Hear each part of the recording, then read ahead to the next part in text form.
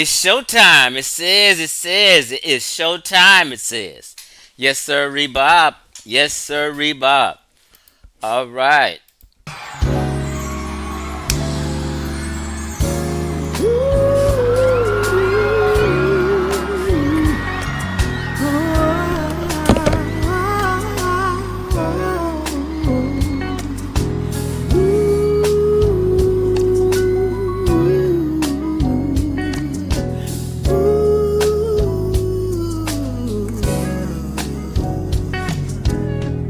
If I could, I'd give you the world,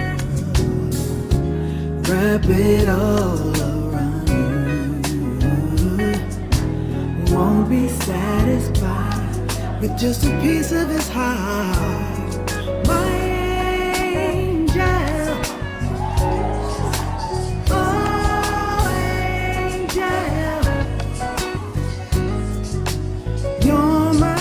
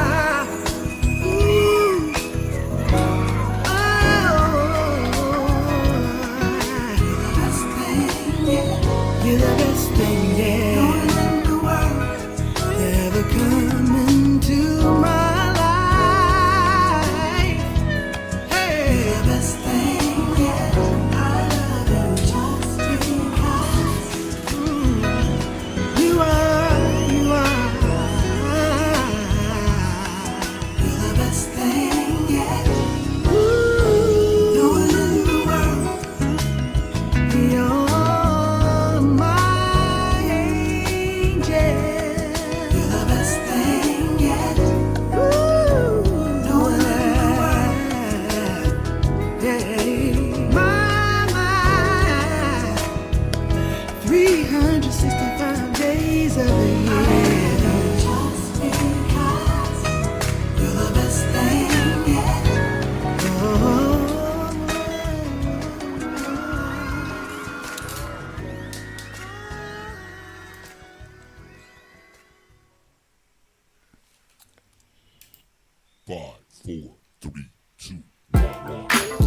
Yes, sir. 2022. Big Snoop D.O. Double G. Hey, yo, Battle Cat. You know what time it is. It's time to do the shit we usually do. Let's go. Y'all don't go nowhere. We're gonna have a entertaining discussion for an hour. Stick with me.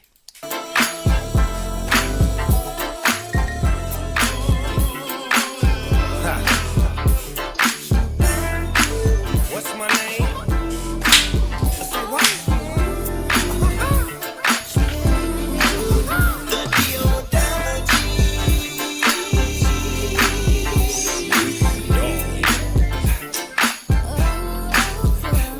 when times get tough, I wanna give it up, and I just can't let go like that.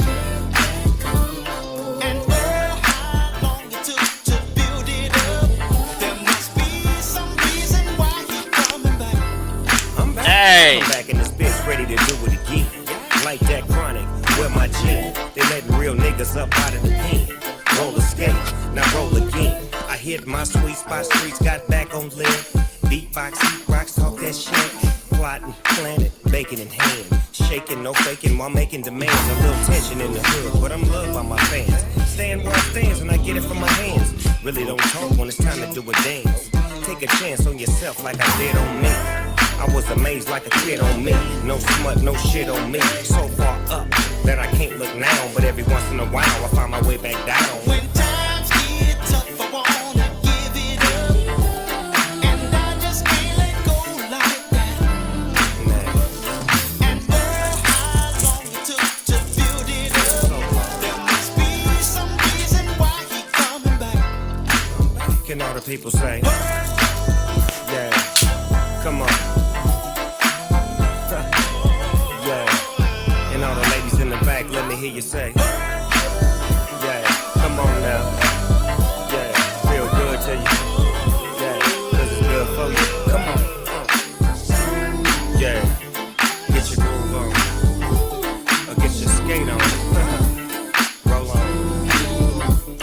Hey, doggy. Yeah, what's that mean? That means I'm back on the road, getting dough everywhere that I go. Give a fuck about a hoe. Hey, doggy. Yeah, what's that mean? That means I'm back on the road, getting more dough, and tell 'em Snoop Dogg said so. When times get tough, I wanna give it up, and I just can't let go like that. And oh, how long it took to build it up. There must be some reason why he coming back.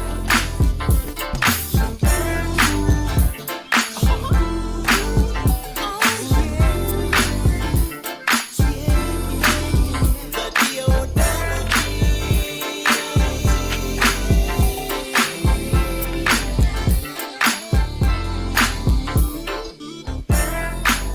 Yeah, so I heard you back on death row. That's right. That right? Yeah, for sure. All right. All right. All right. All right. Let's come on back to me.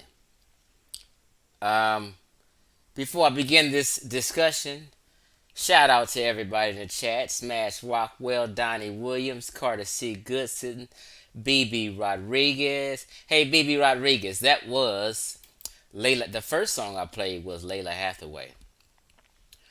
She did a rendition of Angel. Okay, and yes, that shit was the best rendition ever. So yeah, that was a rendition of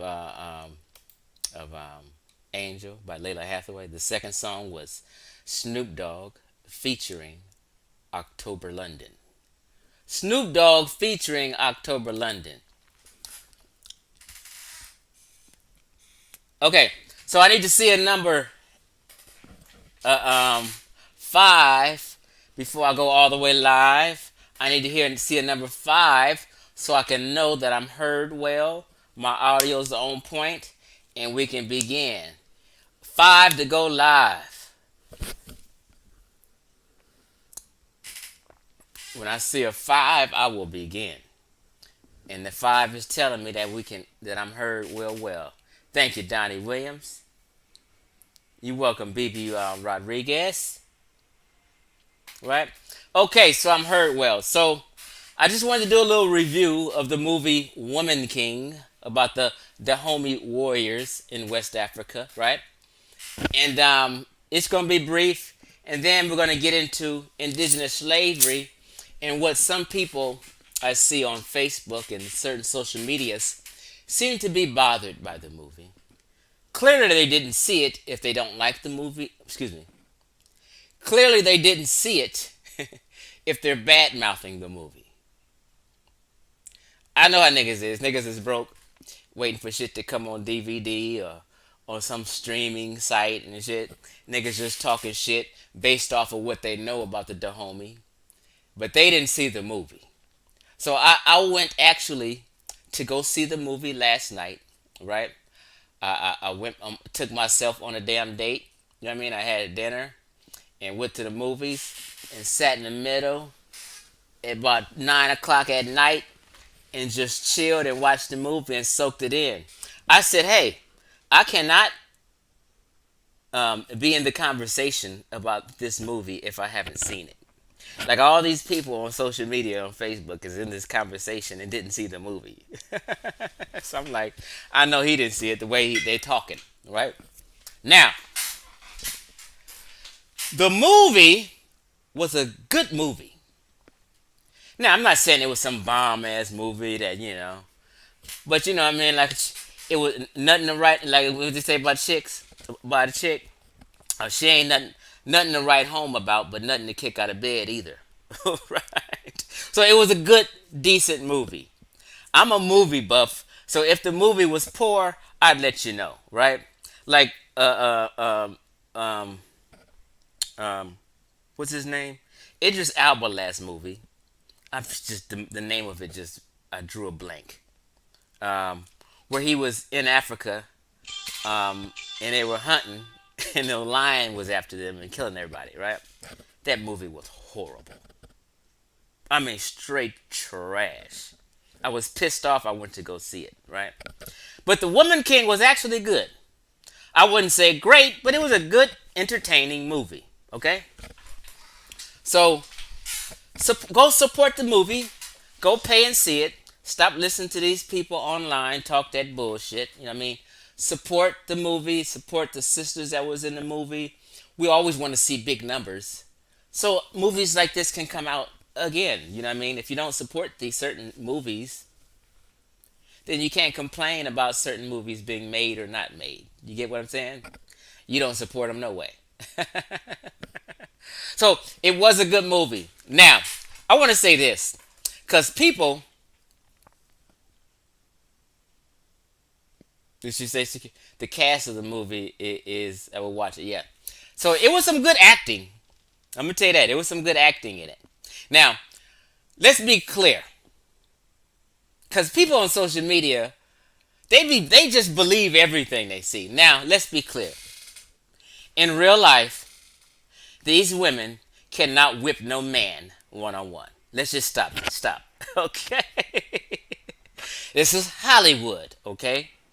So they doing martial arts and shit and kicking and stick fighting and shit. They doing Bruce Lee shit. Just understand, they doing Bruce Lee shit up in there, martial arts, choreographed and all that. But these women were not in real life no martial artists, okay? They can't whoop no man in real life. These women was throwing men and body slamming men and acting like they're stronger than men. So, hey, all that's cap in entertainment. Calm down. The female Dahomey warriors cannot whoop no man. They couldn't whoop a man then. They can't whoop a man now. Just chill out. Okay? So, it's Hollywood. So, it's a movie. It's not a documentary. A documentary would be more educational, right? And detailed. But this is a movie portraying something that happened in the 1800s. Okay? So they liven it up and make it entertaining in front of you. And all these people complaining about, oh, it's not totally accurate. This is Hollywood movie. If you want accuracy, go watch a documentary. Okay? But it was in general on point. Let me tell you a reason a lot of people were saying they're inaccuracies. Because a lot of people, and black people, are in denial about indigenous slavery in Africa. This is the key. We got a lot of people upset, claiming, hey, it's inaccuracies. Because you have to understand,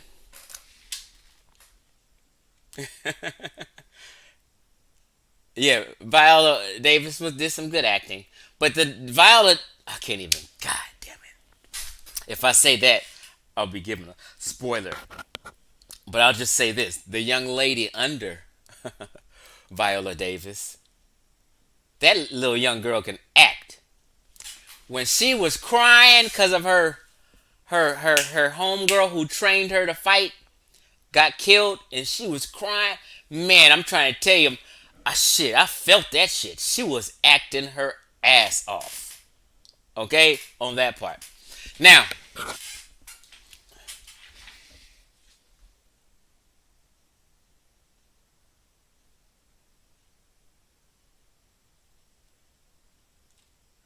right. Okay. So, now,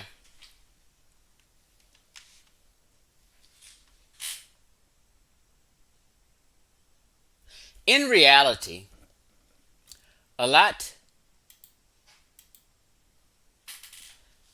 of those women became women warriors because a lot of men have been killed off over the years in a lot of tribes during explorations and raiding and warfare and stuff. You know what I mean?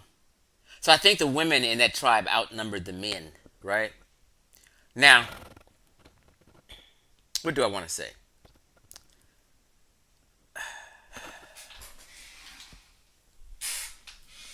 All of them sisters was nappy. You didn't see not one weave in the movie. One chick looked like she had like a jerry curl. I said, nah, in real life she's nappy. They was nappy, and I love it. So every time I say nappy, people take that as an insult. I don't see the word nappy as a pejorative or any kind of insult or anything negative. I'm nappy. I'm kinky. Whatever you want to call it, right? Wasn't no fake black women in there. Women, I mean, like women like Alicia Keys, Mariah Carey, all these biracial, all these non-black women that people be trying to make black. No, it was chocolate sisters all throughout this shit. Now, if it was a music video, there'd be a bunch of biracials and shit, and light-skinned chicks. But no. You seen kinky nappy hair. And let me just break this down real quick. We don't have different type of hair. As West Central African, we have one type of hair, and that's nappy or tightly coiled. People need to stop with this, oh, black people come with different types of hair. No, we don't. Not in West and Central Africa. 100% is tightly coiled and nappy. The only reason African Americans, some of us, don't have tightly coiled hair, some of us have loose curly hair, a little curly, it's soft, it's not as coarse. That's just because of admixture with the European. Period. Other than that, black folk, sub-Saharan Africans, excluding Ethiopians and Somalians and Eritreans, but all of sub-Saharan Africa, 100% Kinky, nappy head is one type of head. You go to any of them cattle coat tribes, everybody's nappy. Stop playing and acting like we got straight hair.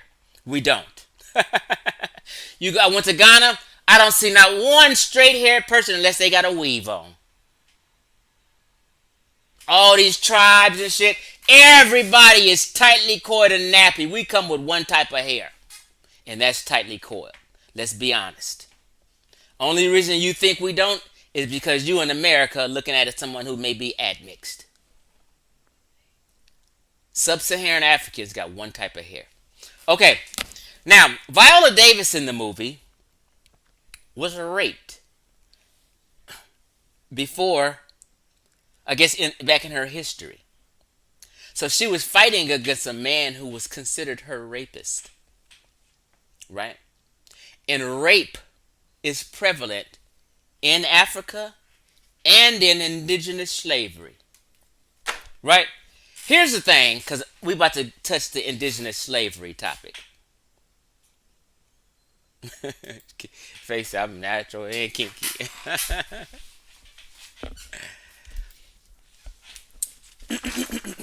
Here's the thing. We're going to talk about this indigenous slavery and why some people had a problem with the movie and thought it was inaccurate.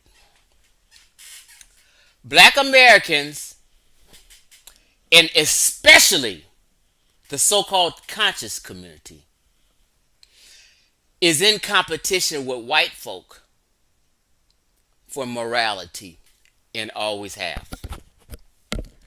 Understand what I'm saying. Black America, but especially the conscious community, for lack of a better word, is always and has always been in competition with white folk for morality. They feel that they are better, have better morals than white folk, and the white man is the devil. You know, all that spin shit. The white man's the devil. As in, he's morally worse than us black folk. And you guys display this all the time in politics. All the time. White liberals got y'all pumped up with this victimhood shit. The Democratic Party wants you to stay victims. And they consider you guys need liberation. You're not free according to them. And they pump this victimhood shit. Conservatives don't pump victimhood mentality. I'm a conservative. I'm also not a fucking victim. I'm also a free man. So when conscious community say, we need liberation, we need to be liberated, I look at them like, fuck is you talking about? Are you saying that you're not liberated and that you're a slave? Victimhood mentality and the Liberal Party and Democrats make you feel this way. We need liberation. As if somebody's holding you down and enslaving you in 2022. You guys have to stop and see yourself as a free man who can do anything you want to do, who can go anywhere you want to go. The left, during Biden's election campaign, was going crazy, blaming conservatives for shit, but they're the ones going crazy. All that summer before the election, all that looting and burning caused the most financial damage in riots in American history was that time during Biden. Worse than Rodney King beating riots, worse than the 65 riots. The total amount of money was up down at damn near $1 billion damage. When niggas was out looting and burning, and you had Maxine Waters, a Democrat politician here in California, saying, push back on them, yeah! Push back on them, yeah! Them was Democrats and liberals terrorizing America and tearing up the country, causing millions of dollars in damage in arson. Conservatives wasn't burning up the country and tearing up the country. Guess what they was doing? They was protecting property. This is just what the fuck it is. The white boy that shot 3 of them motherfuckers. I couldn't believe black folk was mad at the white boy. I'm sitting there looking. I said, this is a clear case of self-defense. Every 3 times was clear self-defense. And black folk in conscious community had the audacity to be mad at the little white boy. You mad at the white boy because he did what you wanted to do.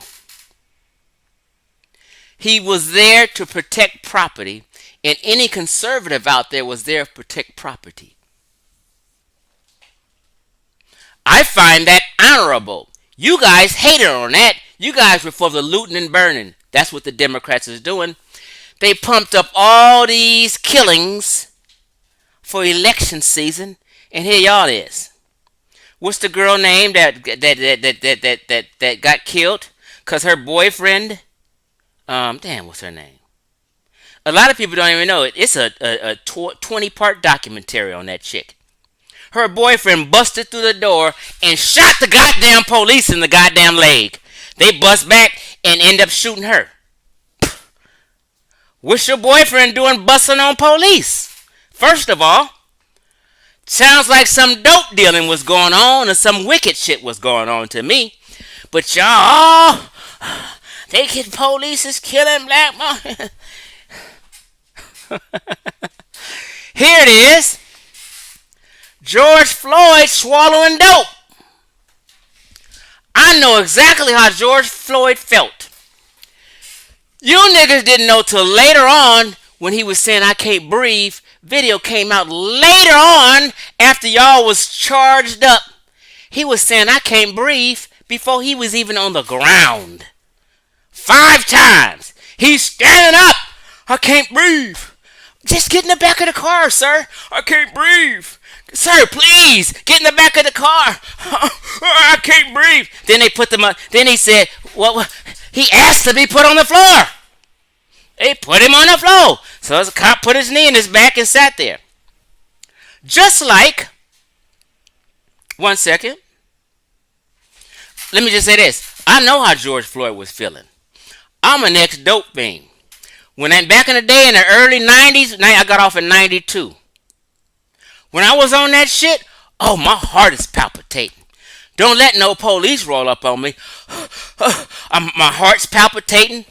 I got anxiety because I'm high as fuck. I know what George Floyd was feeling. The nigga was high as fuck. He had anxiety. He had a bad heart already. He was on that motherfucking fentanyl. He had swallowed some of that. So a combination of all that and a nigga on the floor with the knee on the neck, all that combination fucked him up. But George Floyd ain't no goddamn hero to me. He don't need no goddamn statue. Fuck George Floyd. Piece of shit. He was a piece of shit to me.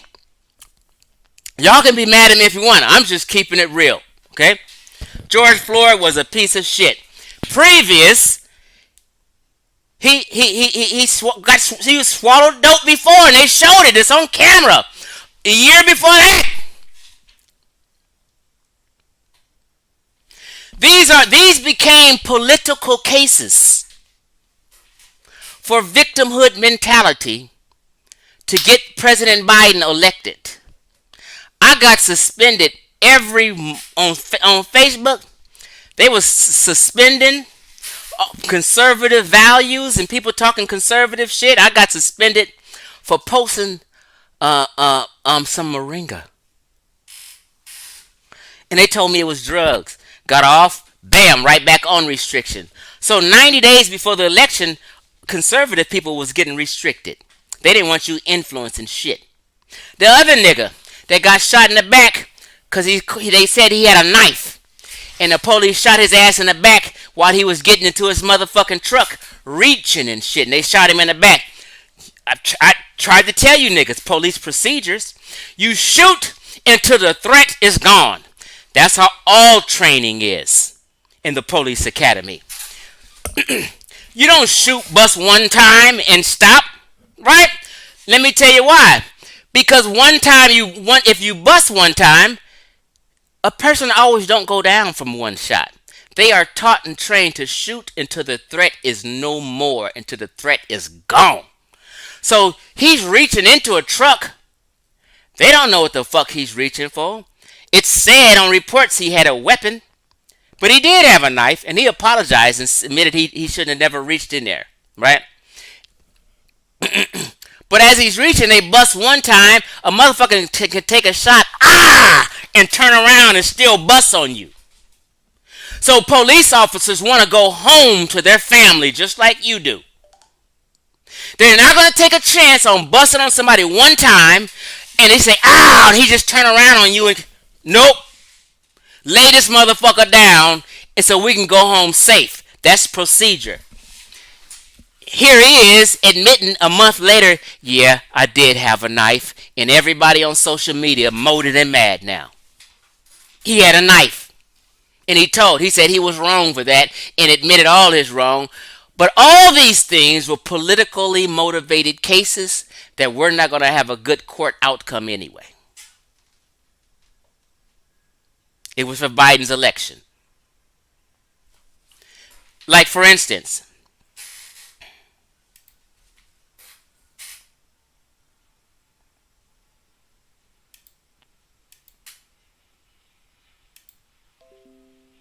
hold on, let me share this.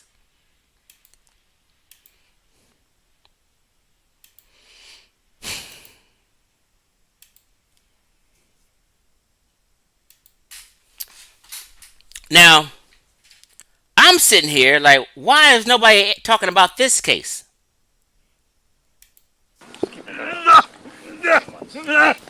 Stop it. Oh no, please. You're gonna be alright. You're gonna Hey, be Tony. alright. What's your last name, Tony? Please! We're not gonna hurt you, okay? But you need to relax. Okay? They got a knee in his back, and they holding this white boy down. What do you take today?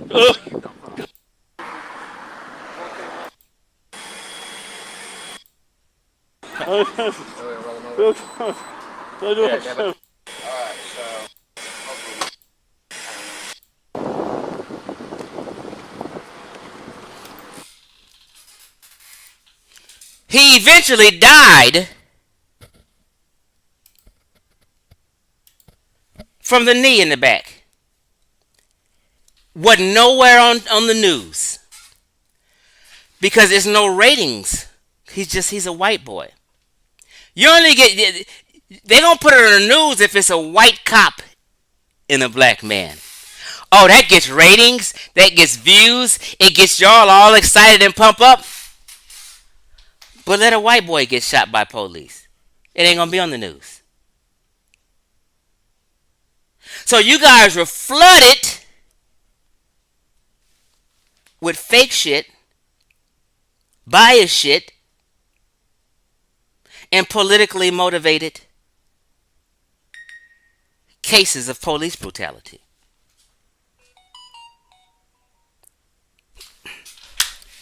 Check this out. So, the whole thing with black folk, they're competing with white folk for morality. This is the issue. And you're not better than white folk morally. You guys are terrorizing America. And I still haven't done the presentation about the crime stats. I've done deep research on the crime stats.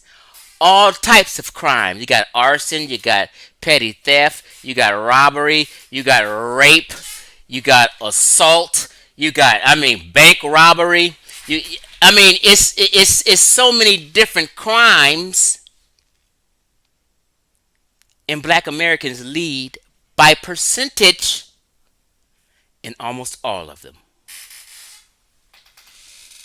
I think the only two we don't lead in by percentage is arson and suicide. But we're close in arson. But you guys are on this moral competition with white folk thing. but you're leading in crimes in America by percentage. You're only 14% of the population, and you got let me give you an example. Say white folk committed 500 murders in America, and black folk committed 250. You niggas is leading with 250, just being 14%. There's no way in the world you should be that close at 14% of the population. We lead in all stats. If you put in right now, and I've done this, and I'm going to do it. I've been saying I'm going to do this video on this subject.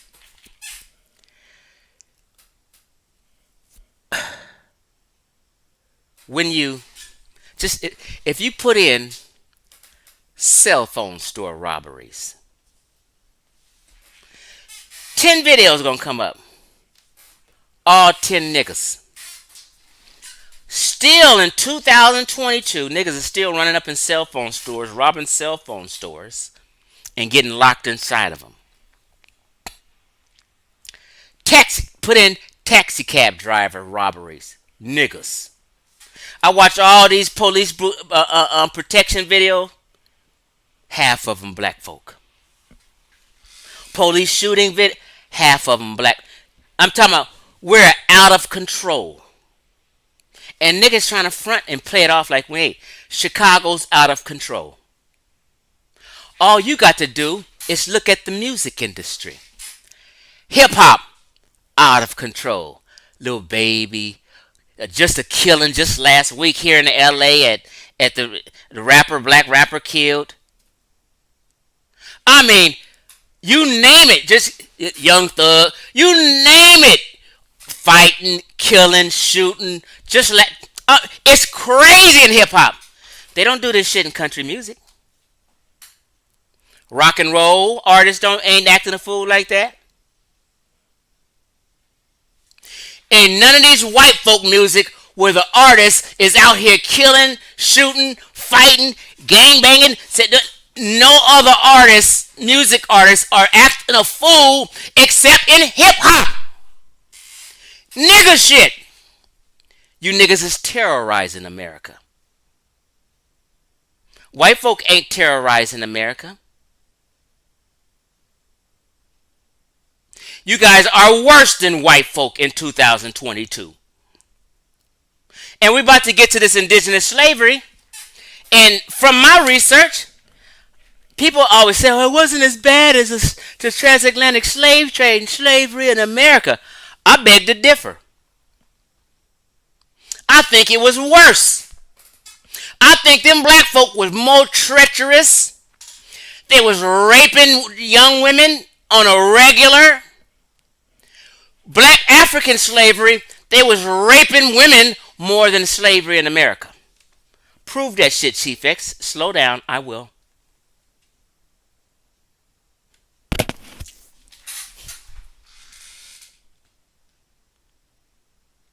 Right now in 2022, young girls is getting raped in Ghana with the Tricosi slave system.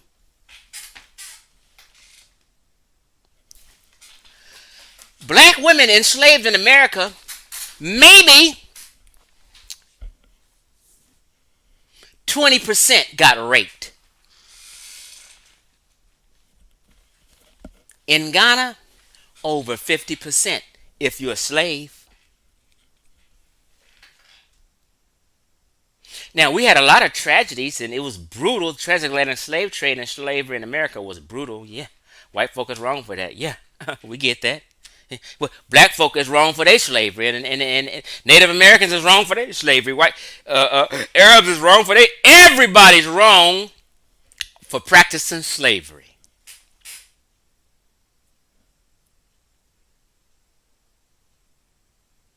Well, they say, Chief X, well, why do you say it was worse? Everybody in American slavery didn't go through hell. Let's just be honest. Every slave owner was not beating and whipping his slave all the time. There's punishments.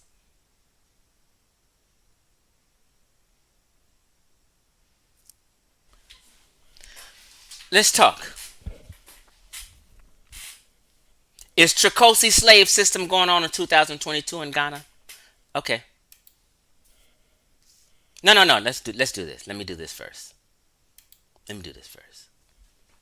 In the movie, The Women King,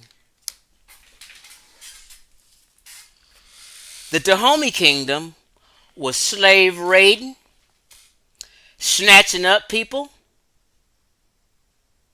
girls, selling off shit for financial gain. They've always done this for financial gain. I'm arguing with somebody because I made a claim that the Portuguese would even pick slaves up from Central Africa for Ghanaian chiefs. And they would act like an Uber for Ghanaian chiefs. And the Asante tribe, they would act like an Uber driver for them. Because, they didn't have ships to pick up and transport people. So the Portuguese was transporting slaves from Central Africa to give to West Africans in Ghana.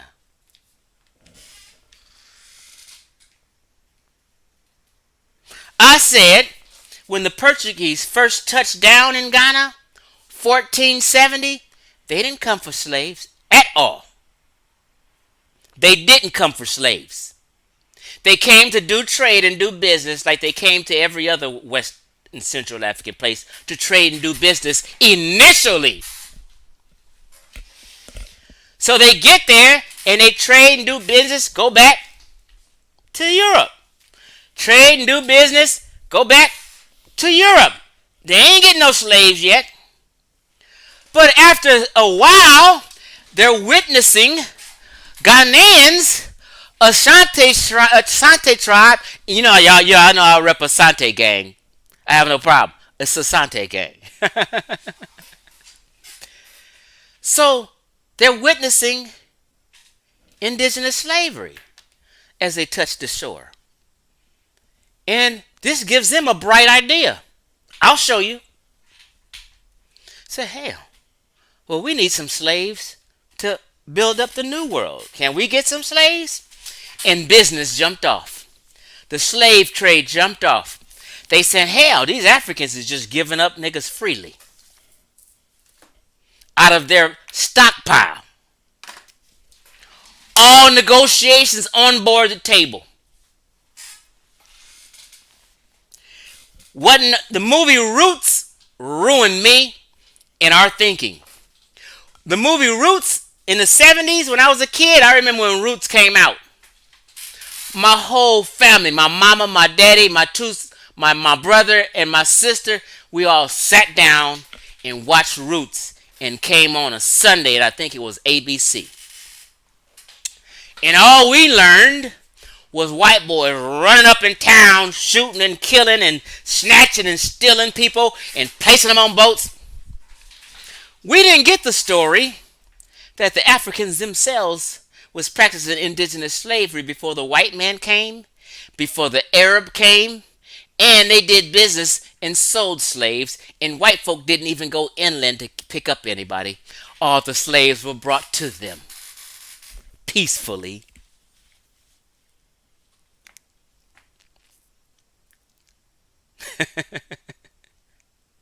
Yeah, them white folk, they didn't even have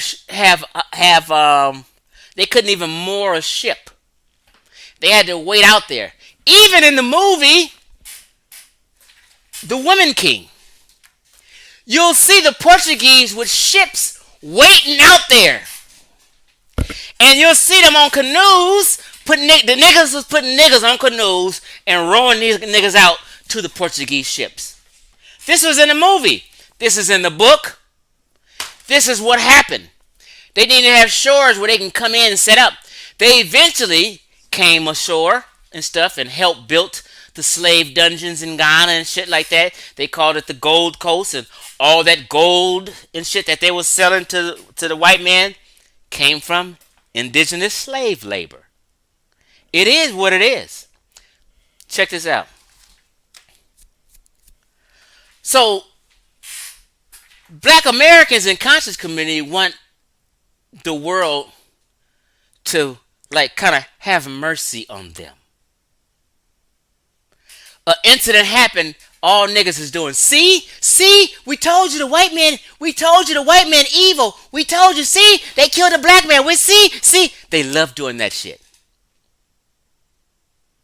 It makes them feel better that they have some that they're morally better.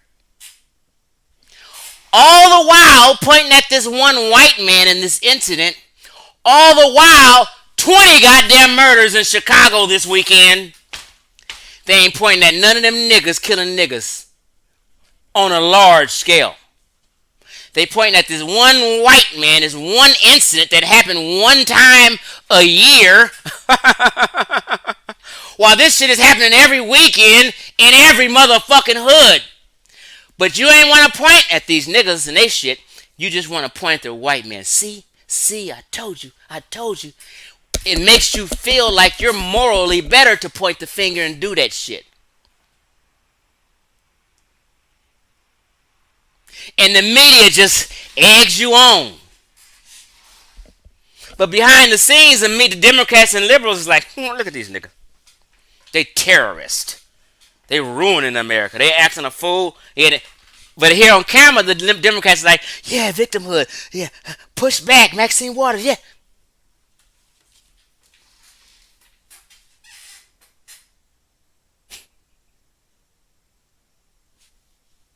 Check this out.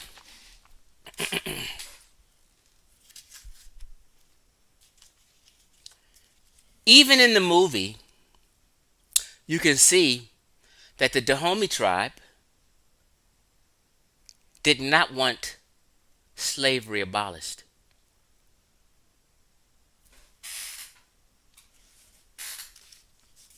They wanted that shit to keep going just like Ghanaians. Prove that shit, Chief X. Okay.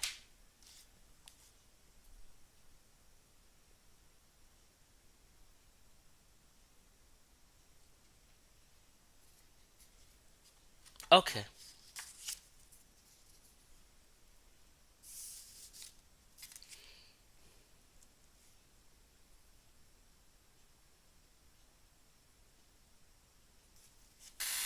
Now, you guys may not be able to see this good, but I'm going to read this right here where I have underlined. This is talking about indigenous slavery. And I'm going to let you know that the Britons abolished slavery and the transatlantic slave trade, made it illegal. They had to double down and not only abolish the transatlantic slave trade, they abolished and told Ghanaians to stop your shit. Stop this indigenous slavery you've been practicing since before we got here. We don't like it no more. Stop that shit. And guess what the Ashanti and Ghanaian chief said? Let's read. They had written protests. Well, y'all can't see it. I'll read it. Written protests against the abolition of slavery submitted by some chiefs to the colonial government. They wouldn't be able to make no more money. They were against stopping the slave trade. See, this is why I don't trip on y'all with this pointing the finger bullshit. I know you don't know the history. Them Africans was just as wicked as any other slave trader, regardless of race. I stopped tripping on this shit as much because I realized in the ancient world, slavery was just the thing to do with all peoples. The Native Americans, the Europeans, even Berbers. Berbers in the Barbary Wars were enslaving Europeans who came anywhere in the Mediterranean. If you came into the Mediterranean, then Berbers and pirates would jump on your ass and enslave you. At least, what is the figures? 2 million white folk sold into slavery in the Barbary Wars just in the 1800s. What's up, fam? I'm live right now. Okay.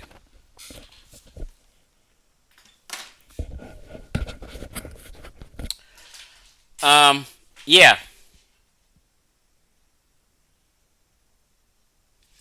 And another point in here,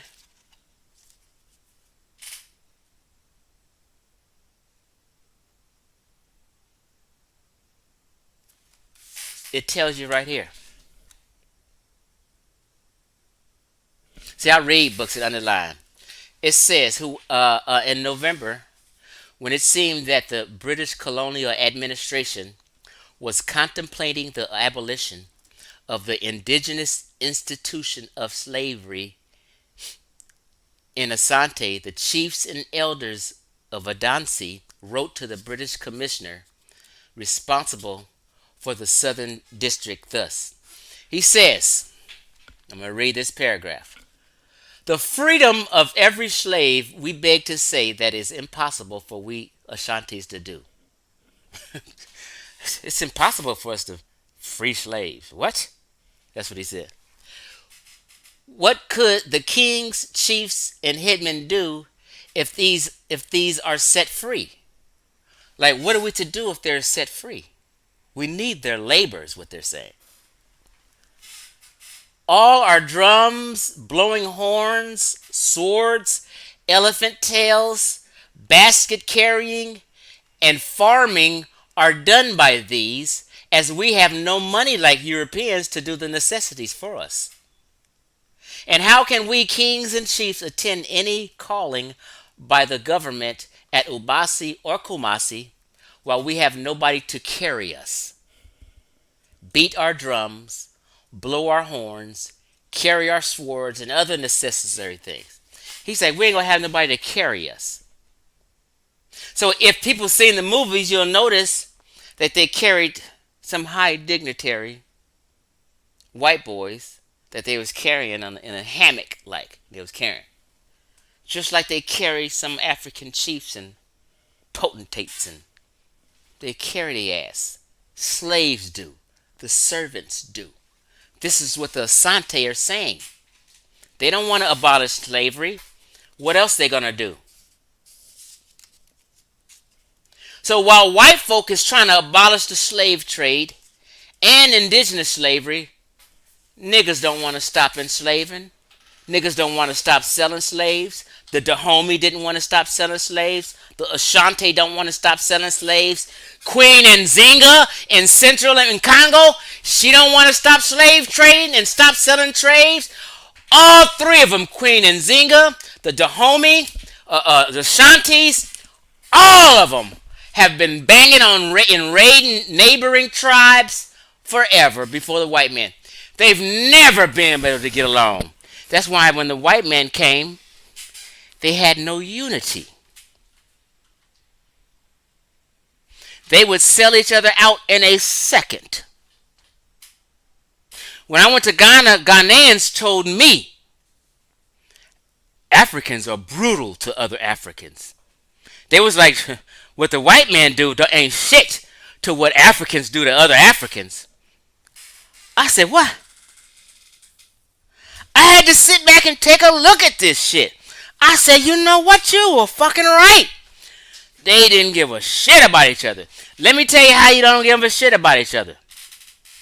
Let's talk. Hold on.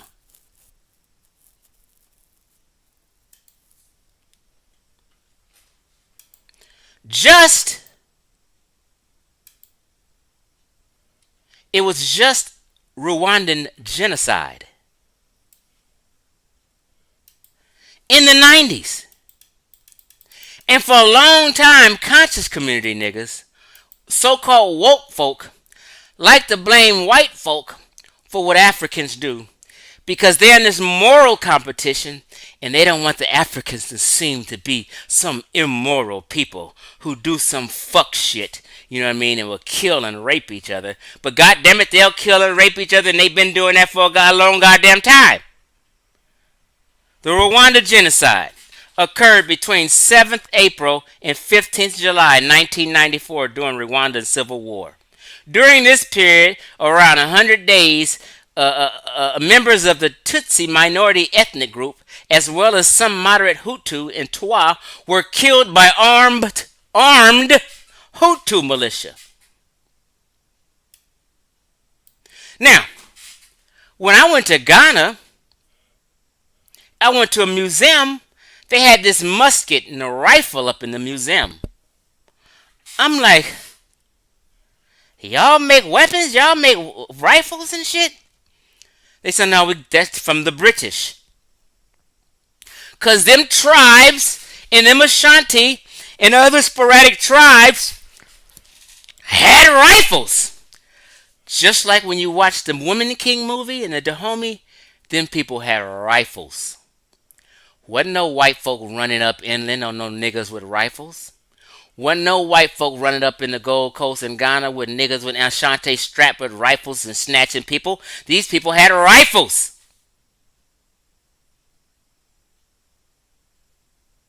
And they had these rifles to fight each other. Black on black crime. Look here. Armed Hutu militia. Let me expand this because we about to talk. Estimates around 500,000 to 600,000 Tutsi deaths. Niggas need to stop blaming white folk for this shit. Now, white folk didn't intervene. Why should they have to intervene? Why can't you niggas be civil on the continent to each other? What are y'all doing over there? Let's see. The militia murdered victims with machetes and rifles. Didn't nobody tell them to do that but themselves. Look. Listen. Sexual violence was rife with an estimated 250,000 to 500,000 women raped during the genocide. What are you talking about? Africans rape Africans way more than white folk rape black folk in America. I'm telling you what's happening. You can be in denial about it all you want. I'm going to show you, and we're going to double down on this. So, didn't no white man make these niggas rape all these black women in Rwanda? They are savages. Period. And immoral. So when I say Africans are brutal to other Africans, this is what the fuck I'm talking about. This is just one example, and this is in the 90s. Can you imagine in 1800, 1700, 1600, 1500, 1400, 1300, 1200, 11? Wasn't no labor laws then. At least in the 90s, there were labor laws. Wasn't no labor laws then. They would work your ass from sun up to sundown. Shut the fuck up.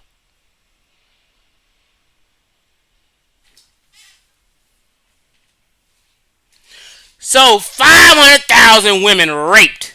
1 million people killed, and it was straight black on black crime in the 90s. Savage. Did you niggas point a finger at the continent of Africa and these continental Africans for their immorality? Nah. You too worried about competing with white folk. You too focused on what white folk is doing. You are too focused on one police shooting in your state a year, and here it is in a 100-day period, damn near 500,000 women raped. But you worried about one nigga who got shot by a cop in your state. It's a rare thing for black folk to be shot unarmed by a cop. It's fucking rare. It's so rare, in 2019, there was only 12 of them. And we got 50 states. And only 12 unarmed black men shot in 2019. This is the fucking stats. Niggas lie, math don't lie. And of those 12, only half were wrong. So 6 niggas in 1 year in its 50 states. That means every 5 states, one nigga may get killed a year by a police unarmed. That's called rare.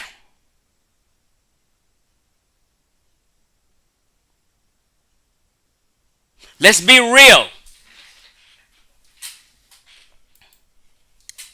You guys need to see some pictures? Oh, you forgot? You forgot about all this genocide in Rwanda? Okay. Okay, dokie. Let me remind you. You see all these pictures? You see these pictures of all these murdered people? Ain't no white folk up around here. Wasn't no white folk with no machetes and no rifles killing nobody. This was straight nigger shit. You forgot? You conveniently forgot?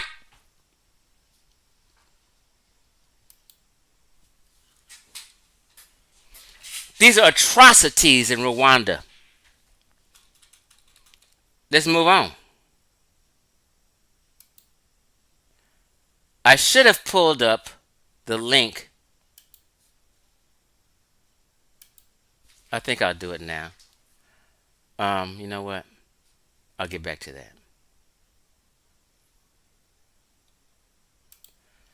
So let's talk about the Trokosi system in Ghana right now.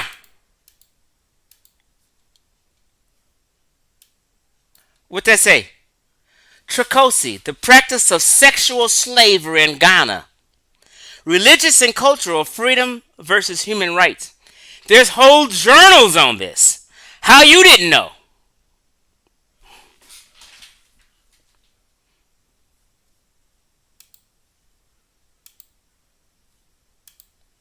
It is widely believed that slavery no longer exists. But surprisingly, it is very common. Contemporary forms of human bondage include such practices as forced labor, servile marriage, debt bondage, child labor, and forced prostitution.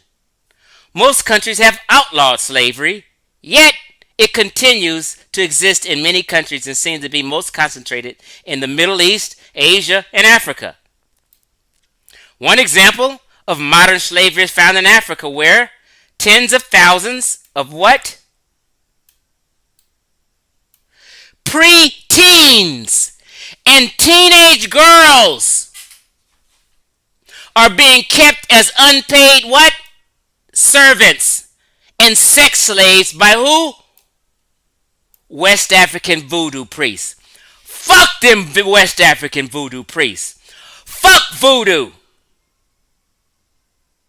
You guys want to go back to them old ancient African ways? You want to go back to African spirituality, huh? I keep telling you niggas, African spirituality is some what I call it? Some primitive spirituality. You guys wanted to go backwards to some primitive shit? All them niggas practicing Ifa then went backwards to some less progressive shit. Fuck voodoo. There's sex slaves out there. As many as, what it say right here? As many as 35,000 virgin girls as young as 8 in Ghana, Benin, Togo, and Nigeria have been given to fetish priests.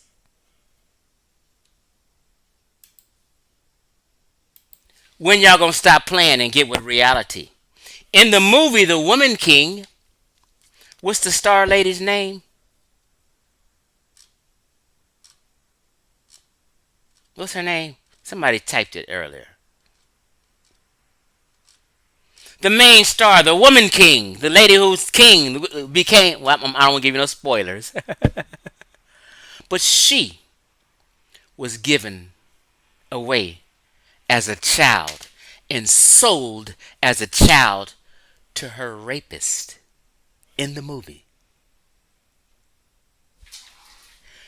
Don't tell me about no white boys raping black folk, and you don't mention them black folk raping them continental Africans raping young girls. Way more prevalent than white men rape black women here.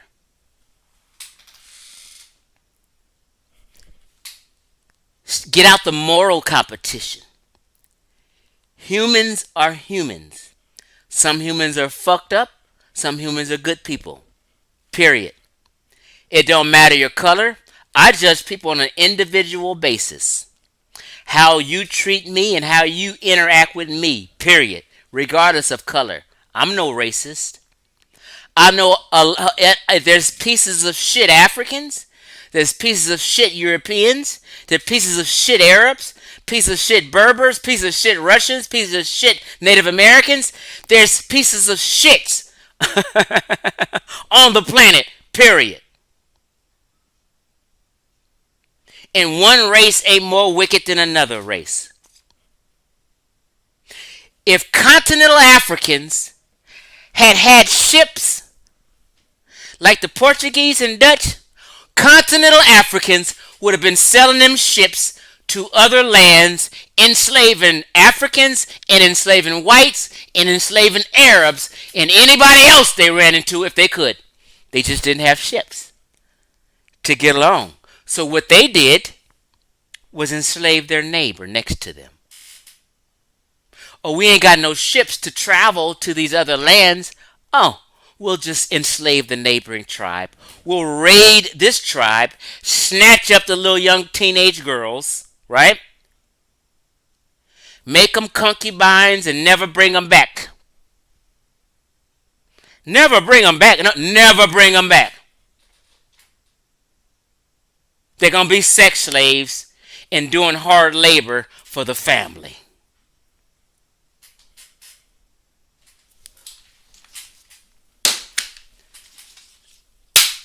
You guys got to stop this, trying to have a moral competition, right?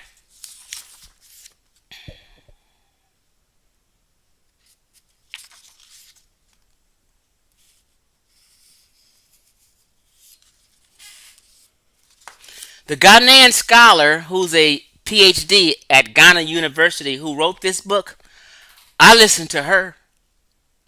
She's in the archive department of Ghana in their slavery.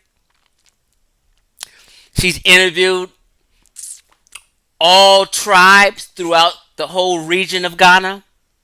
She has all the written tradition. Excuse me, the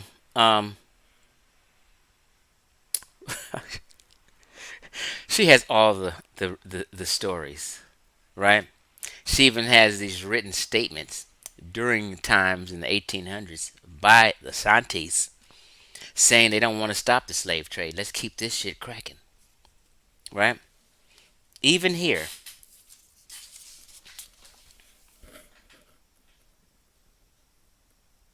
Let me read that line to you. You see it yourself? It says,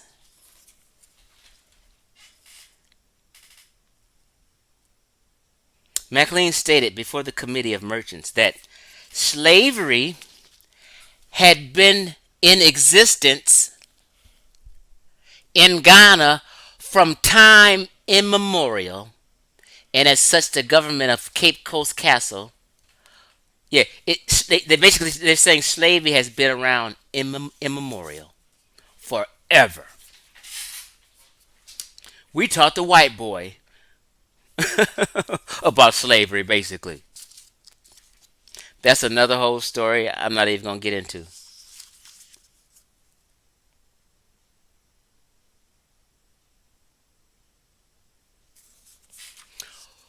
Portuguese supply of slaves. Let's read this. Listen. The Portuguese supply of slaves became a major means of satisfying the domestic requirements of the states and of individuals in Ghana. Portuguese was kowtowing to Ghanaian chiefs. Whatever we want, as long as we can do business and trade. What you need? Oh, you need us to pick some slaves up from Central Africa and bring them over here to you so you guys can have some more slaves? We'll do that for you. Okay.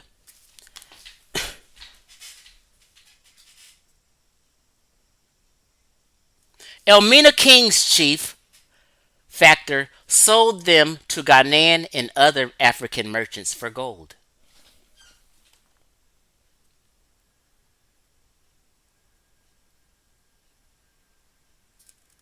Hold on. I'm trying to find this powerful point.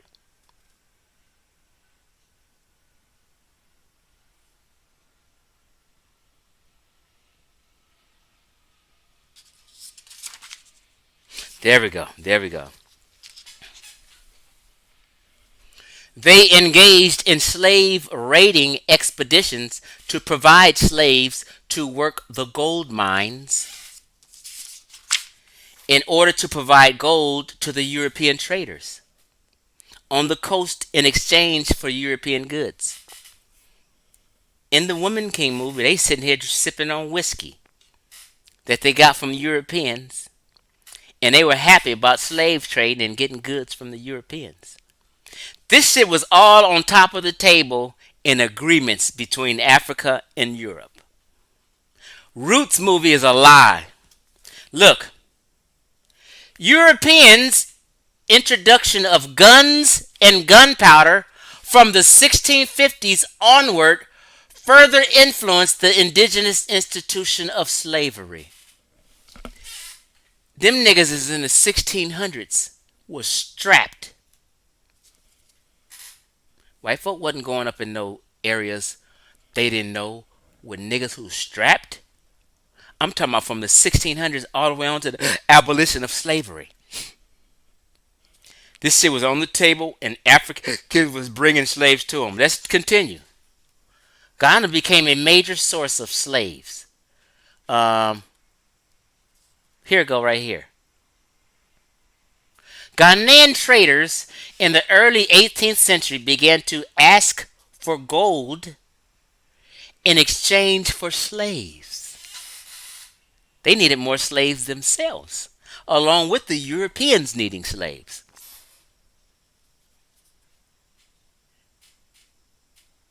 It was really a case of carrying coal to Newcastle. Ghana, which had been receiving slaves from other African countries for internal use from the 1st to the 15th century, and now became a major supplier of slaves. Listen, I'm not making nothing up.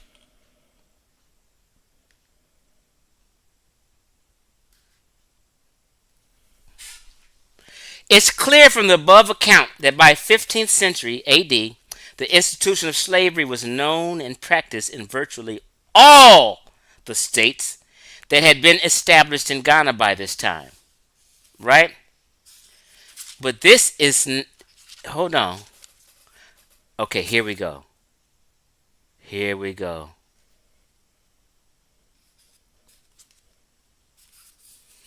Well, right here it says all 10 regions of Ghana were involved in slave raiding and kidnapping.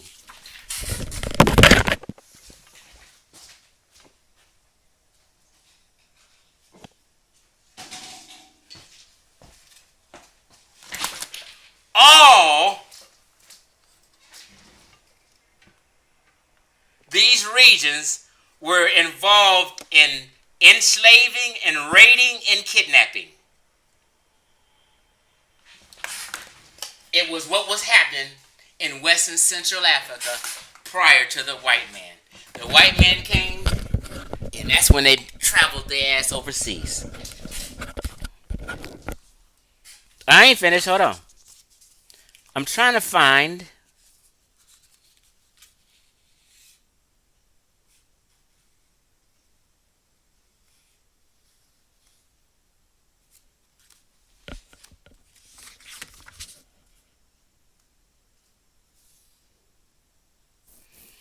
says the Fonte became so notorious as slave raiders and kidnappers that a reverend of the Angelical Church at Cape Coast thought that the commonest method of acquiring slaves during the period of slavery and the slave trade in Ghana was through raiding.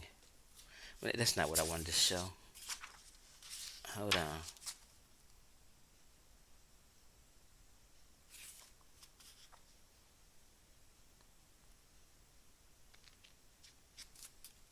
One second.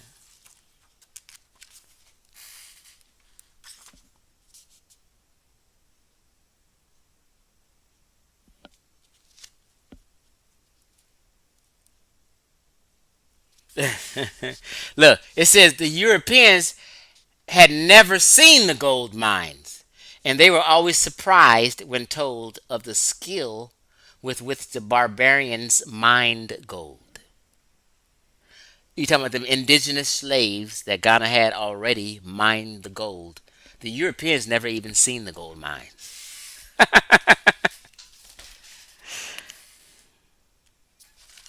It says right here, only slaves and authorized freemen worked in the mines.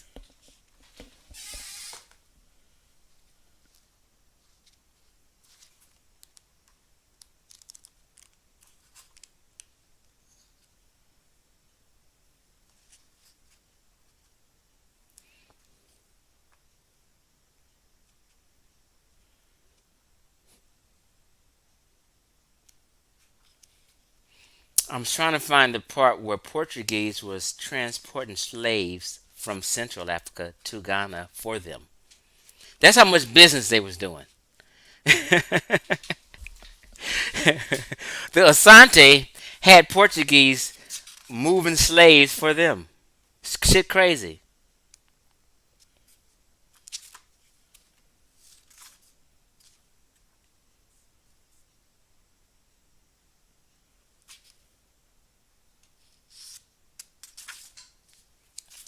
Well, I can't find that part.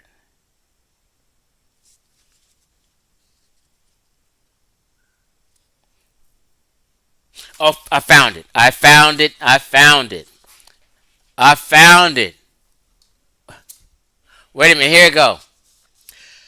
Slavery became an important part of the Asante state right from its inception. Okay. Um, Asante evolved well defined customs and attitudes towards slavery and made slavery an integral part of its political and social structure. For 3 centuries, Asante became the largest slave trading, slave owning, and slave dealing state. So they were slave trading, they were slave owning, and slave dealing. Okay? Asante society became so dependent on slave labor that the smooth running of the state in society was inextricably bound up with the institution of slavery. Slavery as an institution became part and parcel of the Asante social and political life. Listen here. The first Europeans to set foot on the shores of Ghana in 1471 participated in the existing indigenous southern coastal trade from Senegal to Ghana. Here we go, right here. Screenshot that. Let me read it.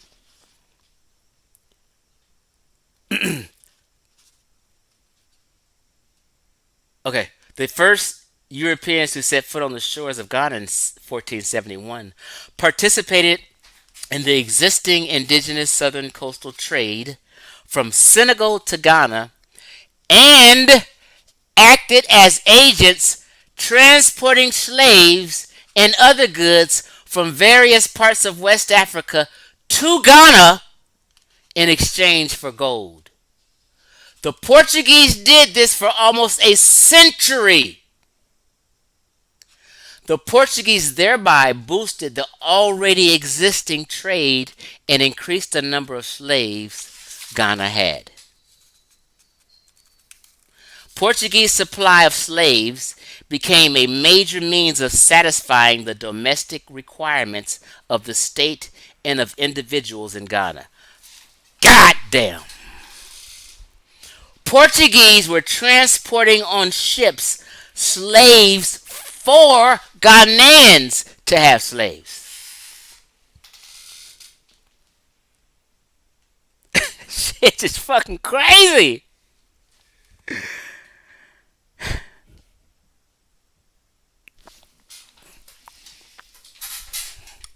What y'all talking about in the chat?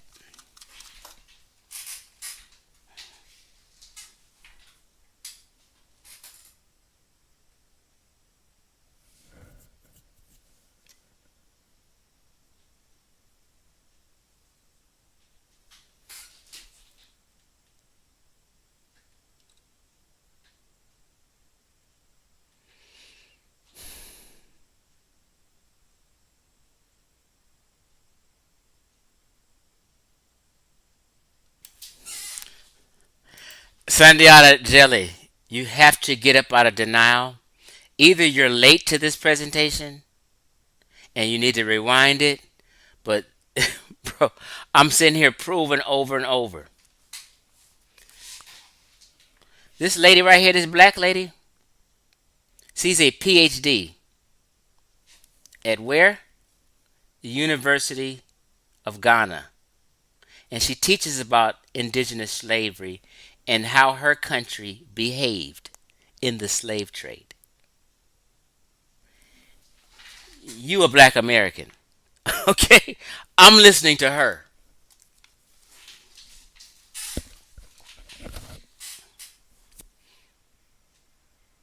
And Dahomey is not the only African state. I just said the Asante, even the Fanti, Dahomey,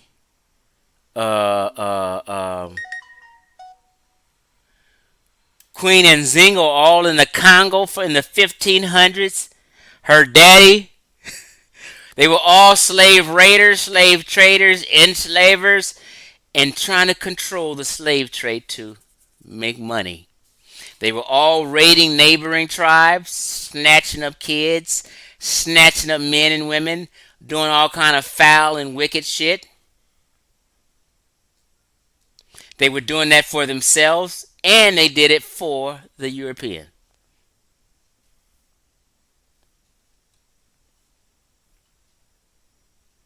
Sacrifices.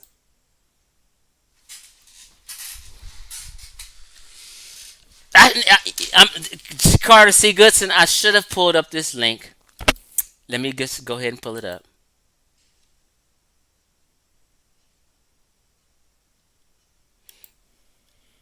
Hold on.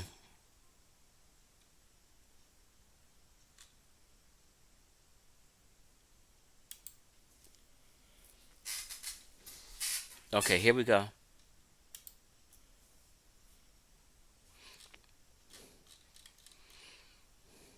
This is about the kingdom of the home. Oops, and let me share my screen. I'm sorry.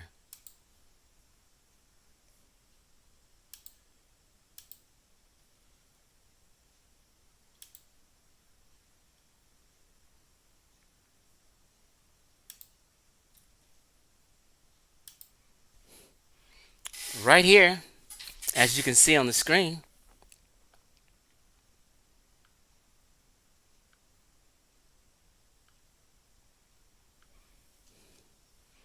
the history of the kingdom of Dahomey. They got the women right there.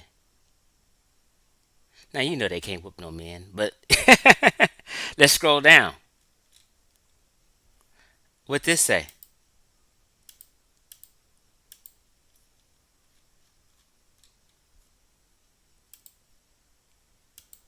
They talking about the Dahomey people. Oops.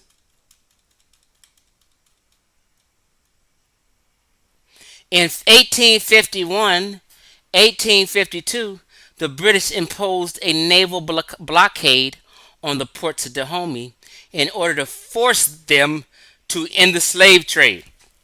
The Dahomey people didn't want to end the slave trade. Just like in Ghana, the Asantes didn't want to end the slave trade.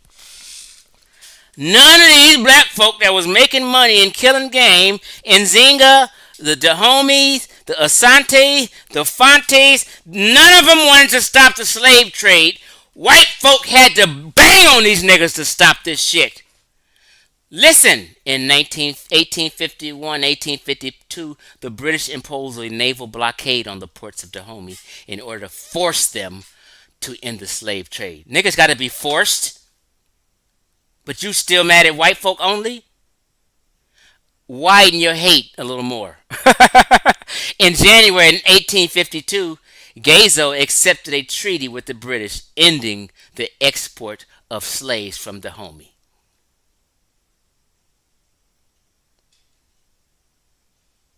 I just showed you in this book right here the Asante being forced, and the Brits is over in Ghana saying, stop this shit, stop it, it's wrong, it's illegal, we're done with it, we're getting out of here, we're leaving Ghana to Ghana, we're out of here, fuck this shit.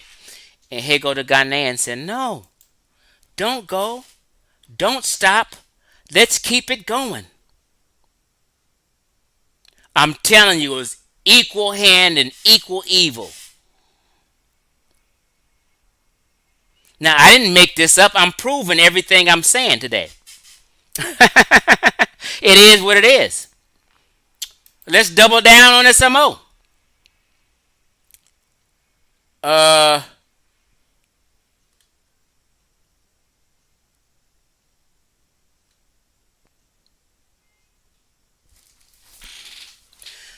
Right here is talking about indigenous slave traders traveling from the interior.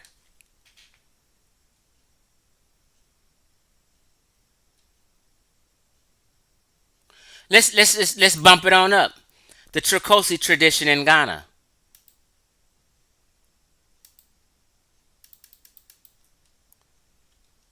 It's whole journals on this.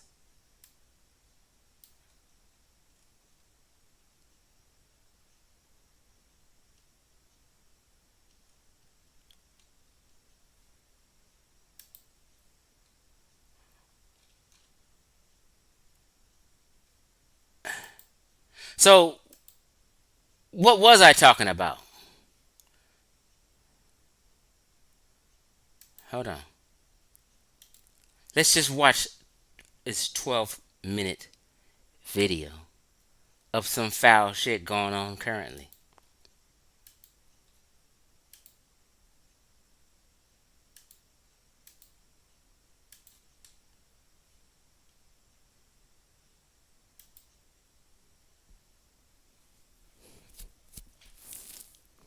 And it means wife or slave of the gods.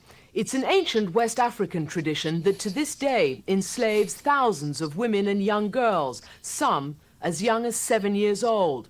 They're condemned to a life of slave labor and sexual servitude not because they did anything wrong, but because someone in their family committed a crime, sometimes generations ago.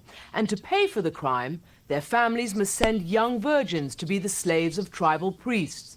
The crime, their families must send young virgins to be the slaves of tribal priests. For the crime, their families must send young virgins to be the slaves of tribal priests, often for the rest of their lives. Be the slaves of tribal priests, often for the rest of their lives. This is a Trokosi slave girl, right? A Trokosi girl. How old is this little girl? 7 years old. Do you know why you're here? No. What crime is this child paying for? Oh yeah. Her uncle committed adultery. Do you like it here? Do you miss your parents? Yes. Slavery in this part of Africa is nothing new. Hundreds of years ago, at the height of the slavery in this part of Africa is nothing new.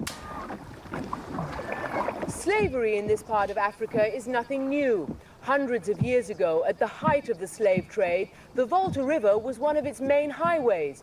Millions of slaves were shipped to the Americas from coastal villages like these. But today, more than a century after slavery was abolished, thousands of young girls are held in bondage up and down this river. To find the girls and the priests, we had to travel to some of West Africa's most isolated places, deep in marshlands of the Volta River, in villages where Christianity is still seen as a hostile intrusion.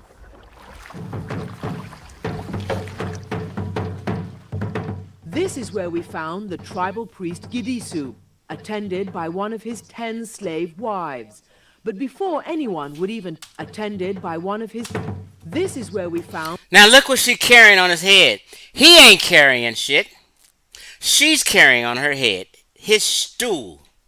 The tribal priest Gidisu, attended by one of his 10 slave wives. But before anyone would even talk to us, we had to appease the gods with $10 and a couple of bottles of hard liquor.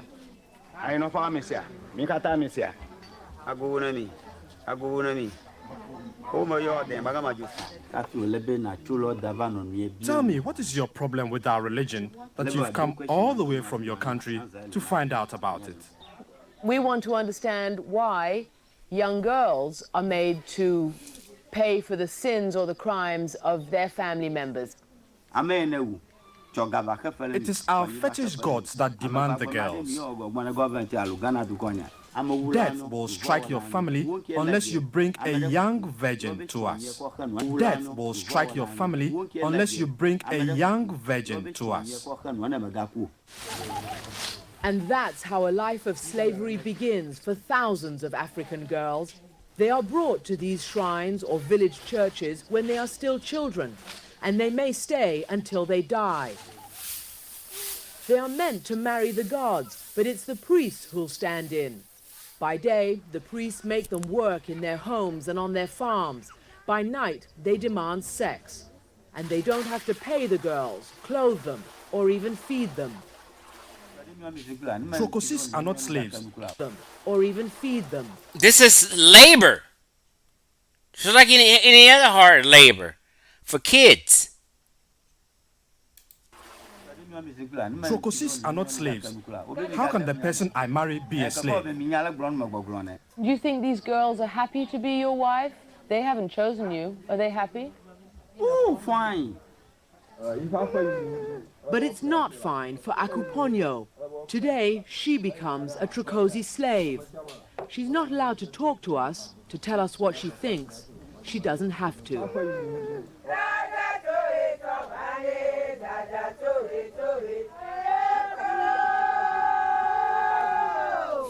Akuponyo is carrying her dowry on her head and the money she's collected to support herself as a Trokosi slave.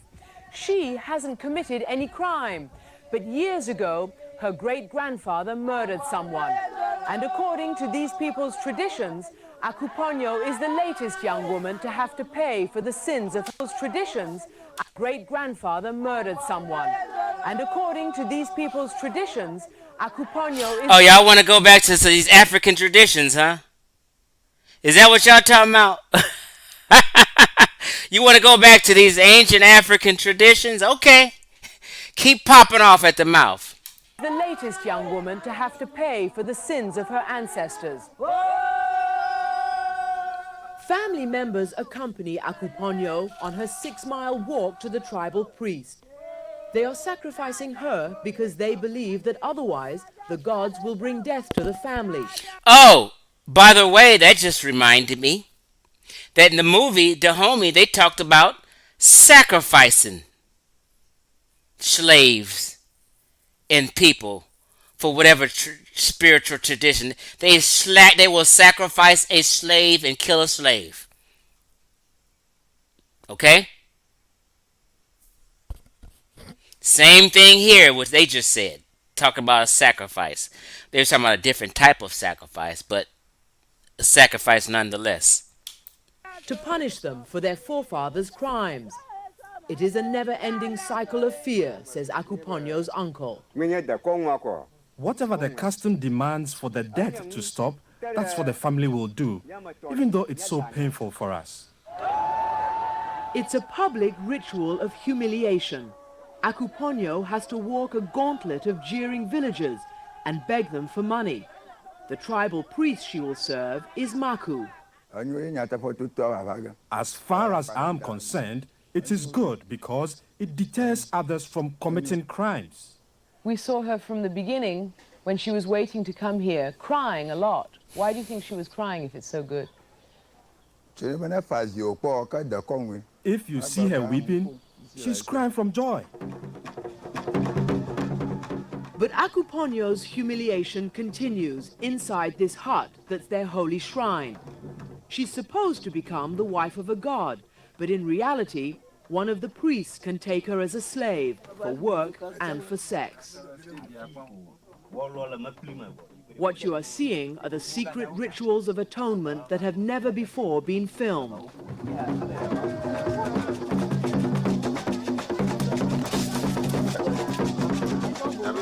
Everything from Akuponyo's former life must now be stripped away.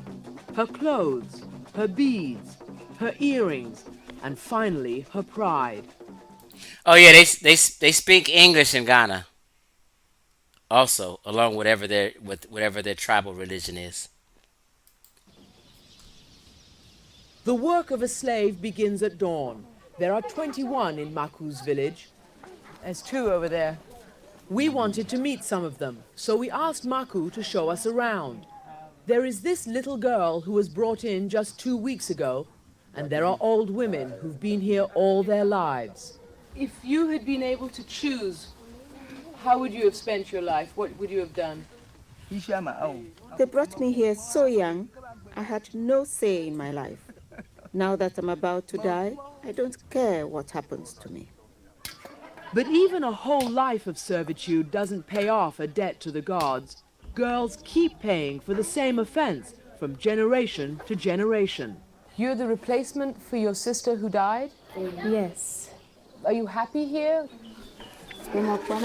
I guess. In private, Christine told us a different story. You will become the wife of a priest? Do you want to? Huh? No.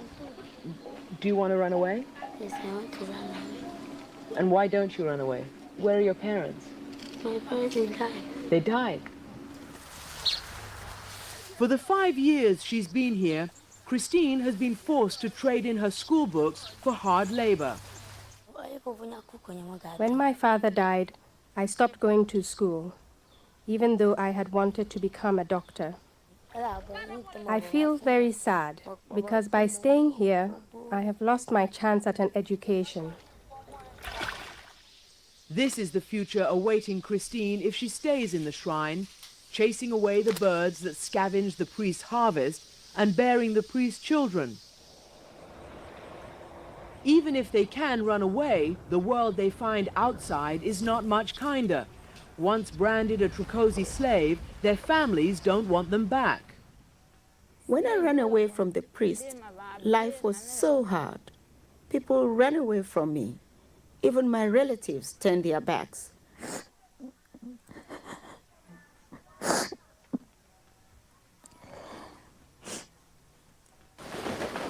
Mercy Senyale is still an outcast after running away from a priest who kept her enslaved for 15 years. And all because her great-grandmother stole a pair of gold earrings. She has 3 children now. The priest first forced himself on her when she was 11 years old. The first night, he wanted to sleep with me, and I refused. So he beat me so hard, my cries woke up all the other slave girls. Now, for people saying, "Oh, it wasn't like American slavery," she getting raped basically. She's telling you she's getting raped, and she got beat if she didn't give it up. I mean, like, both is evil, whether a white man rape or a black man rape. It's both bad and evil. You guys cannot be on no moral competition with white folk. You're gonna lose. And I finally gave in. Can you tell us about the priest? The priest is not very big, but he's very wicked. This is the priest Mercy served, Togbe Aklidopo. By day, he's a government official with the Ministry of Health. By night, he's a husband to 10 slaves who've borne him 60 children. Bay Aklidopo. By day, he's a government official with the Ministry of Health. He's a government official. Like, like so what I'm trying to tell you, man. You never mind. By night, he's a husband. By day, he's a government official with the Ministry of Health. By night, he's a husband to 10 slaves who've borne him 60 children. That is my son. We've talked to one girl at least who's spoken to us about your shrine, and she said that you beat her, that you forced her to work with no money, that she hardly had anything to eat, and that you forced her to sleep with you when she was 11 years old. And you believe it? Do you believe it? I'm asking you. That's what I'm also asking. Do you believe that story is never correct? All the girls, all the wives you take, do they all accept your advances? Do they all want to sleep with you, or do they have to? Having sex with a woman depends on love and affection. If the woman is not willing, you can't force it. You're welcome, BB. You know, I played this video. I got a 5-hour video called Africans Enslaving Africans. This is just a little brief thing I'm doing tonight. But I have a 5-hour long video on indigenous slavery and Africans enslaving African that goes deeper, although this is a part of it. So I'm just, you know, a lot of y'all probably didn't see that. But it's a much better video than I'm making tonight. If you want to see it, it's called Africans Enslaving Africans. The Truth Presentation. That's the name of it. Is the priest lying then when he tells us that everybody was happy and everybody was treated well?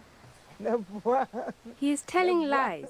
He's telling a big lie. So many of us couldn't stand the suffering. We had to run away. Anyone who ran away was brought back by their parents and repeatedly raped again in this very building. Later, some of the girls were helped by Reverend Walter Ping Pong. The sad part of it is that your parents brought you, or your family brought you, so if you ran to them, they bring you back. You know, you just can't escape.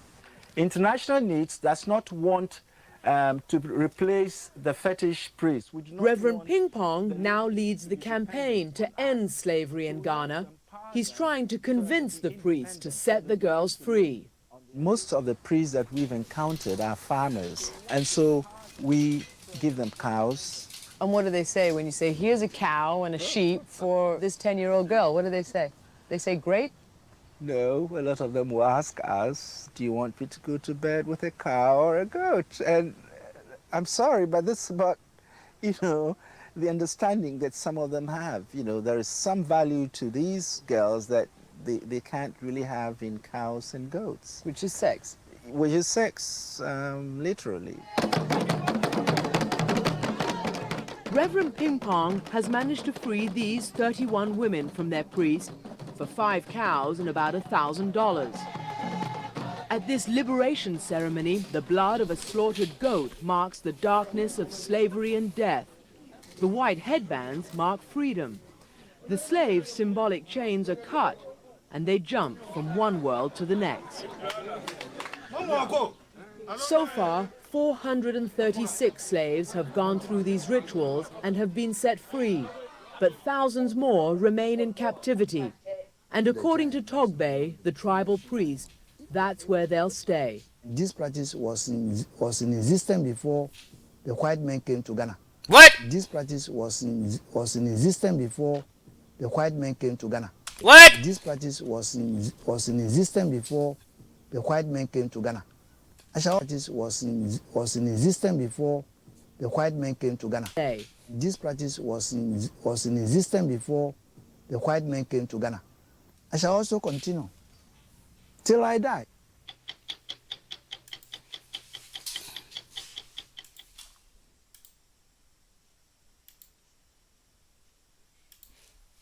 Uh-oh. That's sad, though. It's very sad. When I first seen it, it made me sad all day long. This is why I always tell you, Black Americans is spoiled as fuck. They have no clue how good they got it. No clue. Go to a rural area in West or Central Africa. Go to a rural area and be running and sitting playing and something and break your goddamn leg. Ain't no ambulance coming for you.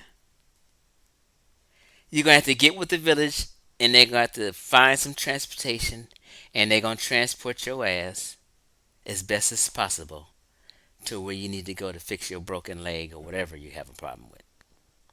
Then that place or that hospital might be filled and they can't tend to you, so you got to go somewhere else. Get into a car crash out in Kamasi somewhere and bust your head open. And tell me, are you going to have an ambulance service come pick your ass up and bring you in to treat you? If your shit catch on fire, do you think a fire department is going to come put your shit out? The village is going to come together and you guys are going to do what you can to put the fire out as best way you can. Go lose a job or your business in Ghana. Ain't no welfare. Ain't no food stamps to fall back on. You ungrateful niggas.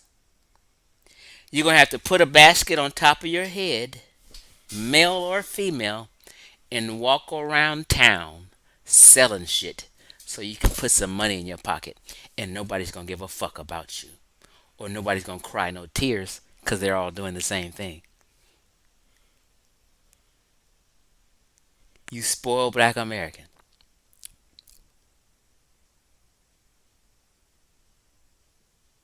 So, I made this presentation, this video, to show you and talk about why is y'all in this moral competition with white folk? What are you trying to prove? You're not proving what you think you're trying to prove. You're selling wolf tickets. You fronting. You're in denial. When that African in Ghana told me that Africans are brutal to other Africans, he was telling me the truth. That Rwanda genocide will piggyback off of that and make you understand. Them 200,000 to 500,000 women being raped in the Rwanda genocide tells you they didn't give a fuck and was savage. Savage. You still want to keep pointing the finger at one unarmed shooting every 2 years and shit? As if you're making people think white folk is bad. No, it's you. It's y'all committing all these crimes in America, terrorizing. You are not morally better than white folk. You have major flaws just like any other human. All this pointing the finger saying, see, look what the white man did. Look what he said. See. And you need to be pointing at your goddamn self and your own people and stop trying to preach to the choir. We know about white folk history in America. We know about the brutal transatlantic slavery. We're familiar with that. We're clear that no conscious community, no black American need to be told shit was brutal and foul. We all know and agree. What you need to be told is your part. And the part Africans played. You need the true history. White folk tried to tell black folk. I remember when I was young and stuff coming up, I used to always hear white folks say, Africans sold y'all to us. And black folk will be in an uproar. As soon as a white person say African soldier, niggas would be in an uproar and acting a goddamn fool. White folks just say, fuck it. We'll take the fucking charge. Fuck it. And they just left. They was tired of trying to tell the truth. So now here we are today in these movies that like the Woman King had to come out today and presentations I had to put on. We got the entire scholars in Ghana tell you the same thing about this. See, a black American would never wrote this book. This book was written by a Ghanaian. And they're the only people who tell this side of the story differently than a black American would tell the story of the transatlantic slave trade. You niggas will lie. They'll tell you the truth.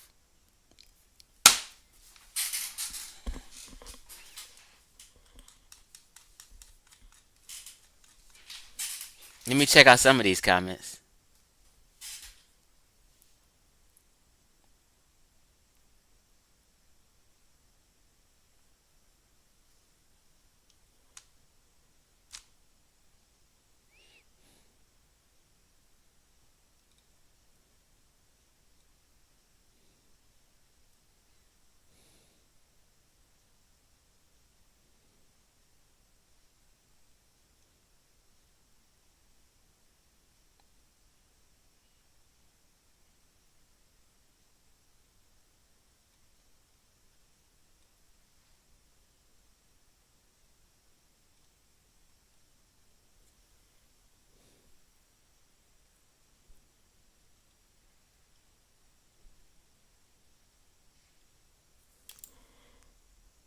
Ken, what are you doing, bro? You made another comment I overlooked. I don't know. I don't know what y'all be trying to justify with. Y'all get to hearing real history and get to crying and whining and begging for that fake history. No, niggas gonna take their charge today. If I got anything to do, you gonna accept your motherfucking charge. Of course there's worse things than rape. I'm gonna tell you what's worse than rape. Right here.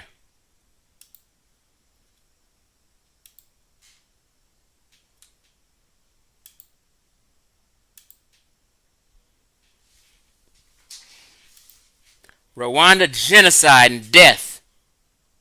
Them killing a million Africans, killing a million other Africans. Yeah, that's worse. Talk about it all. What else you need me to bring up? Rape, murder, hard labor. What else?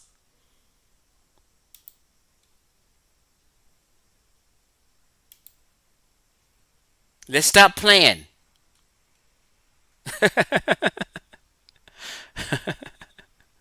I mean, we can go on and on and on.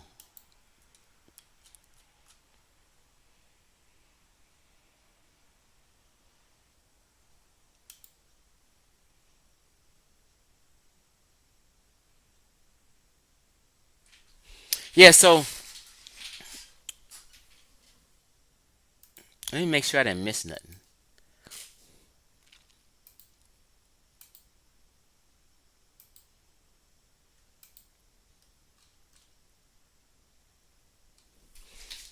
Right here.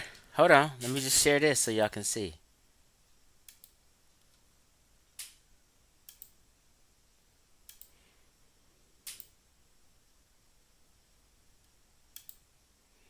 Girls in West Africa offered into sexual slavery as wife of the gods. These are fucking children, y'all.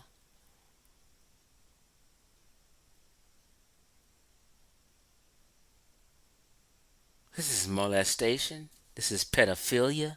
This is rape. I mean, how many negative terms can I throw out there for people to get it?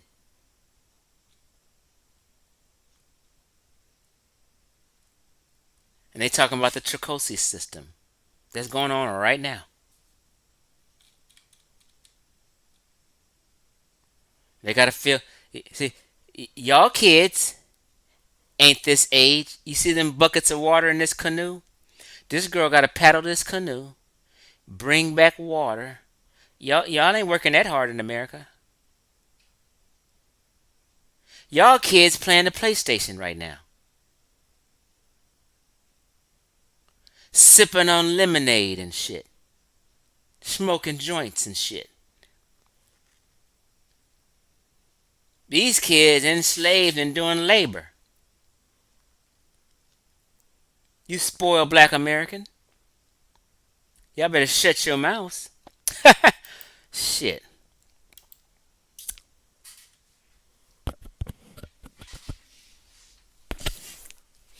Let me make sure I ain't missed nothing else.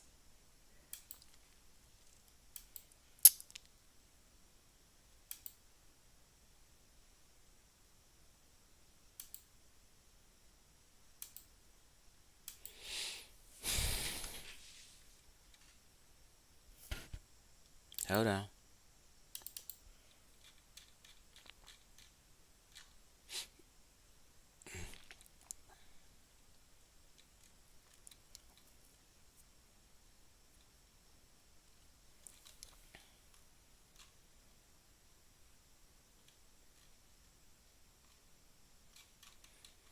Yeah, yeah, so basically,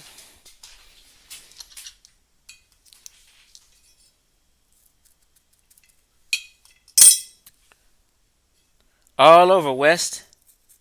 Man, I appreciate you, Carter C. Goodson. I really appreciate you, bro.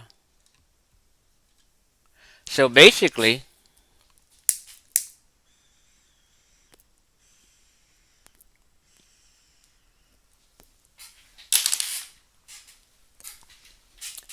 basically, the Asante, the Fonte, and all them, a bunch of other Ghanaian tribe members and chiefs and shit, Central Africa and Zinga and them, the Doheny, Central and West Africa practiced indigenous slavery prior to the white man and prior to the Arab. It's been part of their culture forever. And when the white man came to Africa, everything was on top of the table, on board, agreements. Niggas was strapped, niggas was getting goods and shit, and niggas was trying to make money and do business. Roots was a lie. Yep. Y'all evil. It was just as bad as white folk evil in the slave trade in America. Period.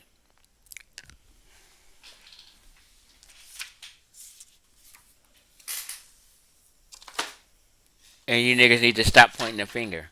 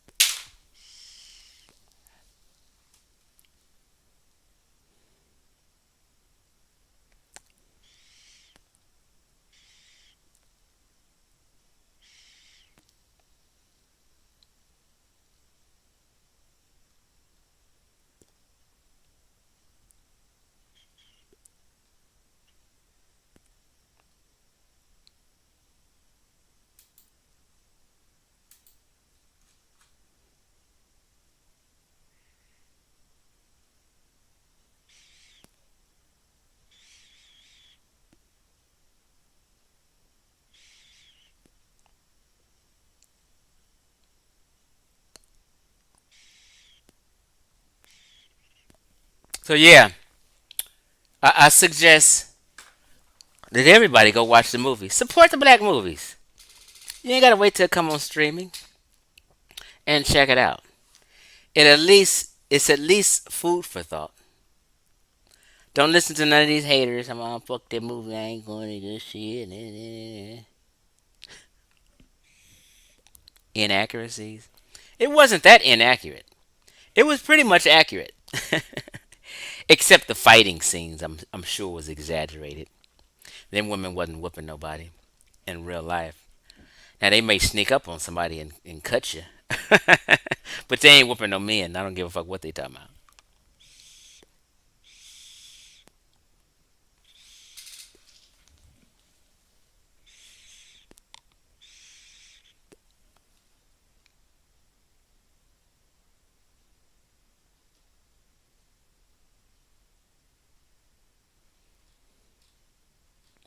All right, y'all. It's been 2 minutes and 18 seconds now.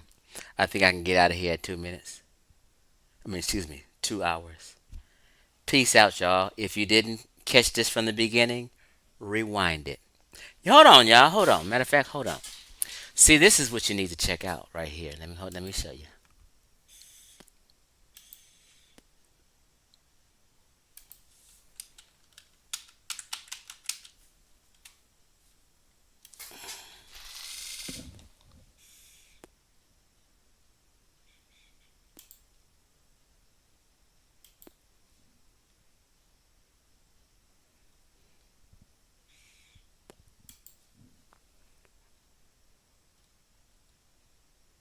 Right here.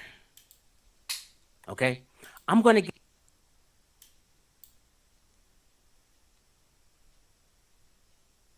Hold on. See, I made this video a year ago. Amazing video. Hold on. Africans sold Africans in the truth presentation. Now, this video was a 5 hour long presentation with proof after proof after proof, source after source after source after source.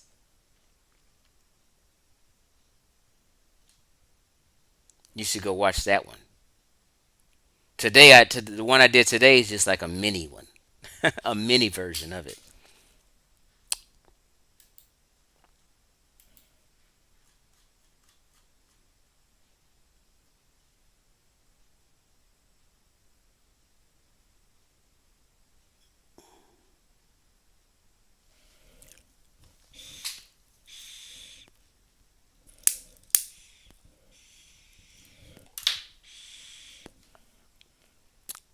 Peace out, y'all. And Sunday out of J. Lee, always never start a book in the middle of the book.